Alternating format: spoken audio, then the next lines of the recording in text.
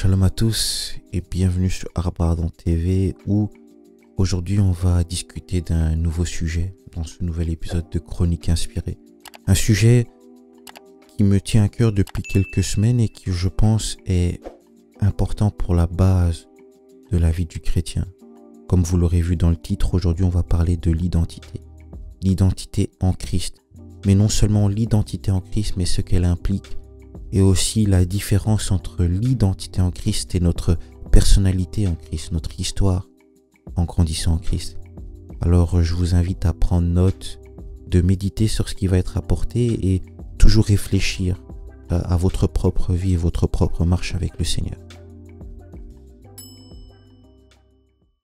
Alors qu'est-ce qu'on entend par être en Christ? Qu'est-ce qu'on entend par l'identité en Christ? La réponse à cela, on peut la voir dans Jean chapitre 1 à partir du verset 12. Il est dit ceci. « Mais à tous ceux qui l'ont reçu, à ceux qui croient en son nom, elle a donné le pouvoir de devenir enfants de Dieu, lesquels sont nés non du sang, ni de la volonté de la chair, ni de la volonté de l'homme, mais de Dieu. » C'est tout simplement ça, l'identité en Christ dans un premier lieu. C'est le fait d'après avoir accepté Christ, pouvoir être appelé enfant de Dieu. Ce que ce verset dit ici, c'est non du sang, ni de la volonté de la chair, ni de la volonté de l'homme, mais de Dieu. On est né par cette volonté suprême du souverain pour être chrétien. Certes, on fait le choix de choisir Dieu, mais tout cela est possible seulement parce que Dieu le permet. L'identité en Christ, c'est ça en fait. C'est être né, être enfant de Dieu par le sang qui a coulé. Et d'ailleurs, c'est bien de souligner ça parce que quand on analyse, souvent on a entendu des discours disant nous sommes tous enfants de Dieu, peu importe, nous sommes tous les enfants de Dieu. Alors nous sommes tous la création de Dieu, la créature de Dieu, mais être appelé enfant de Dieu, la Bible nous dit clairement, c'est pour ceux qui ont cru, ceux qui ont accepté Jésus-Christ, ceux qui sont nés de nouveau. Pour être appelé enfant de Dieu, il faut être né de nouveau. Mais maintenant, qu'est-ce que cette identité en Christ implique? Parce que oui, nous sommes nés de nouveau, mais qu'est-ce que cela veut dire réellement dans notre vie de tous les jours, dans notre vie spirituelle, dans notre marche, dans la foi? Qu'est-ce que ça veut dire d'être né de nouveau, être enfant de Dieu?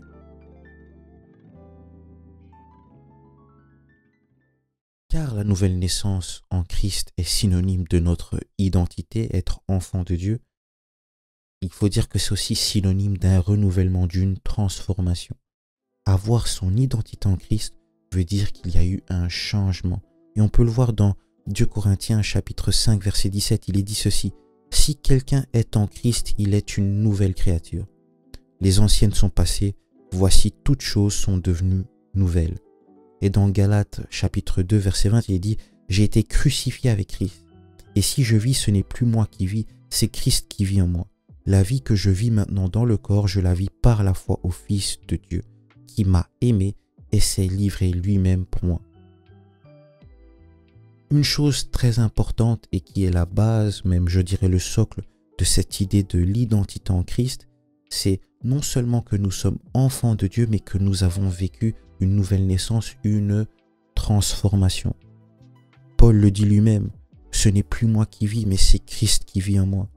Il est aussi dit, on est une nouvelle créature. Les choses anciennes sont passées, voici toutes choses sont devenues nouvelles. L'identité en Christ est synonyme de renouveau. L'identité en Christ est synonyme d'un vent frais. L'identité en Christ est synonyme du désir de délaisser les choses d'avant pour vivre les choses que Dieu nous a préparées. Ça ne veut pas dire que lorsque nous avons accepté Christ, que tout a changé subitement et que toutes choses que vous avez fait dans le passé vont forcément disparaître, que si ce n'est pas le cas, vous n'êtes pas réellement en Christ. Non, il faut bien sûr nuancer le propos. Lorsqu'on dit que toutes choses anciennes sont passées et toutes choses sont devenues nouvelles, c'est parce qu'il y a espoir par la foi, par le sang qui a coulé, de vaincre ces choses-là. Et d'ailleurs, c'est pour ça que vous verrez souvent des gens qui se convertissent, qui arrivent à délaisser facilement des choses du passé. Moi, une fois que je me suis affermi dans le Christ, dans ma marche avec Dieu, même si je le connaissais avant, mais vraiment d'avoir fait cet effort de m'affermir en Christ, la musique mondaine a quitté ma vie d'une manière plus drastique que je l'aurais pensé. Quelque chose que j'aimais tant et auquel je pouvais passer 8 heures par jour a disparu, on va dire, presque d'un coup. Donc, l'identité en Christ est synonyme de renouveau. Maintenant qu'on a pu mettre en exergue ce que c'était qu'être enfant de Dieu, cette identité, cette carte d'identité que nous transportons et que nous gardons en tant que chrétiens, il est important de comprendre une chose. L'identité n'est pas la personnalité. Cette vidéo, je la fais pour ce point-là aussi, parce que je pense que c'est important qu'en tant que chrétiens, nous comprenons que nous avons une identité qui nous rassemble tous. Comme ici en Belgique, nous avons tous une carte d'identité qui fait que nous sommes belges. Je suis belge, ma mère est belge, car nous avons cette carte d'identité. Cette carte d'identité nous distingue des autres qui ne sont pas belges. Je me promène avec cette carte d'identité pour qu'on puisse me reconnaître. Si jamais il y a un endroit où il y a plusieurs identités, l'identité, la carte d'identité belge fera que je me distingue. Nous tous, en tant que chrétiens, nous promenons avec cette carte d'identité où il pourrait être écrit « Enfant de Dieu » dessus. Mais tout comme ces cartes d'identité, celle de David Zenza n'est pas la même que celle de ma mère. J'ai mes caractéristiques en Christ. J'ai ma personnalité en Christ. J'ai ce que je suis en Christ. J'ai les dons que Dieu m'a donnés. Et pareil pour ma mère, pareil pour mon frère, ma sœur, ceux qui sont avec nous dans les églises. Nous sommes tous semblables en Christ par notre identité, mais tous uniquement différents en Christ. Nos histoires font que nous sommes différents. Ce que j'ai vécu en tant que jeune n'est pas la même que la personne avec qui je partage la parole, malgré notre identité. Les dons que le Seigneur m'a donnés pour mon appel, le ministère qu'il a prévu pour moi, ne sont pas les mêmes que celles de ma sœur dans l'église, mais nous avons la même identité. C'est important de comprendre cela parce que malheureusement, dans certaines communautés ou dans la pensée de plusieurs personnes, le fait que nous ayons cette identité en Christ fait que nous devons effacer notre chemin avec le Christ. Beaucoup cherchent à ressembler aux autres tout le temps, savoir prier, parler comme les autres, prêcher comme les autres, voir et entendre les choses de Dieu comme les autres. Il y a un verset que j'aime beaucoup dans la Bible. C'est dans 1 Corinthiens chapitre 12, versets 4 à 6, il est dit « Il y a diversité de dons, mais le même esprit. Diversité de services, mais le même Seigneur. Diversité d'activités, mais c'est le même Dieu qui opère en tous. » Ce passage, il illustre la variété des dons et des rôles que nous avons dans le corps du Christ.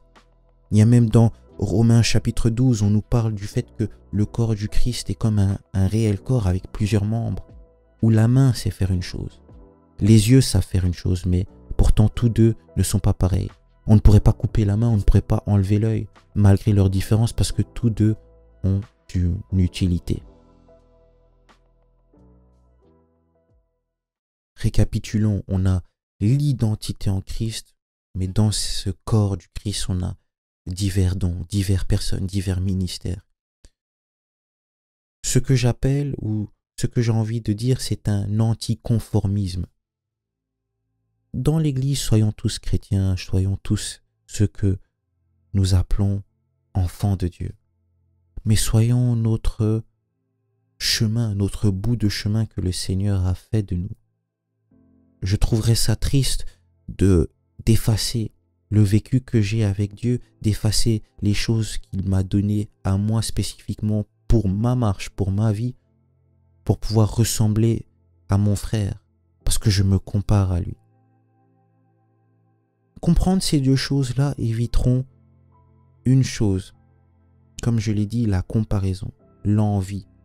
Trop souvent dans l'Église, on est inspiré par certains, mais trop inspiré, où on veut copier, faire de la même manière. Pourquoi? Parce que cette notion de l'identité a été mal acquise. Cette notion de personnalité a disparu. Aujourd'hui, avec cette vidéo, je voulais exhorter une personne à comprendre que tu es enfant de Dieu, tu es une nouvelle créature. Mais qu'il y a un bout de chemin, il y a un don, il y a des choses que le Seigneur a placées en toi. Et il faut que tu sois guidé par Dieu. Il faut que tu remettes Dieu au centre de ta vie pour pouvoir réellement expérimenter et vivre Dieu comme tu dois le vivre. Ce que j'aime beaucoup dans la Bible, c'est qu'on voit que Paul n'était pas le même apôtre que Pierre était. Timothée n'était pas Barnabas. Jérémie n'était pas le même prophète que Ésaïe, ni le même prophète que Élisée, et ni le même prophète que Élie. Toutes ces personnes dans la Bible ont vécu avec le même Dieu, ont opéré sous le même esprit, mais n'avaient pas le même récit, n'avaient pas les mêmes problèmes, n'avaient pas les mêmes conflits. C'est la même chose dans l'Église aujourd'hui. Nous sommes tous différents et il faut que nous vivions comme tels. Il faut que lorsque nous lisions la Bible, nous soyons sûrs que nous avons tous la même identité, mais que sous certains aspects, le Seigneur veut nous faire vivre quelque chose de différent à tous. Pourquoi? Parce que nos récits nous le demandent. Notre vie avec Dieu nous le demande. Si nous étions tous pareils à 100%, beaucoup d'âmes ne seraient pas sauvées. Parce qu'il faut mon récit pour pouvoir aider une personne en détresse. Mais il faut le récit d'un autre pour parler à quelqu'un d'autre. Alors voilà, c'était une vidéo pas trop longue où j'ai beaucoup blablaté, désolé. Mais je pense que c'était important que nous soyons confrontés à cette idée-là pour vraiment que ça soit plus clair dans la pensée de certains. Alors si vous avez aimé ce format, s'il y a des choses que vous n'avez pas appréciées, n'hésitez pas à le dire dans les commentaires pour que je puisse savoir quel format vous parle plus et comment vous apporter les idées, comment faire en sorte que vous soyez édifiés. Alors comme d'habitude, je voudrais remercier tous ceux qui like, partagent et commentent. C'est vraiment ça qui aide à faire progresser la chaîne, nous faire grandir. Et voilà, soyez bénis et on se retrouve à très bientôt sur Arbre Ardent TV pour une nouvelle vidéo.